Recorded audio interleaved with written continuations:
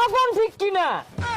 গভীর মনোযোগ দিয়ে শুনবেন ভাইয়েরা আমার। গত মঙ্গলবারে গেছি আমি বাজারে একটা ছাগলের বাচ্চা কিনতে। 5,000 টাকা দিয়ে বাজান রে ফুটফুটে একটা ছাগলের বাচ্চা কিনে আনছি। বাড়িতে আইনা দেখি রাখার মতো কোনো জায়গা নাই। ছাগলের বাচ্চাটা আমার সাথে থাকছে, সারা রাতি ম্যামে করছে। সকালে উঠে আমি ভাবলাম ছাগলের বাচ্চাটারে তো কিছু খাওয়ানি দরকার। তারপরে মাঠে নিয়ে গেলাম, টানা 3 ঘন্টা ঘাস খাইলো বাজান রে। ছাগলটার দিকে চাইয়া দেখি বাজান রে ছাগলের বাচ্চার পেটটা টিমটিমা। কতক্ষণ এটা কোন ওয়াজ হইলো? আইরা করে ওয়াজ করুন আর বালা বালা বক্তা দুর্নাম করুন, এর লেগে তো অনেক মাহফিলে লোক হয় না। হেই মিয়া, কি এর লোক হয় না? গইনা দেহ আমার ওয়াজ মাহফিলটাত 4 লক্ষ লোক আছে। 1 2 3 4 4 লক্ষ নাই, কিন্তু 4 জন আছে।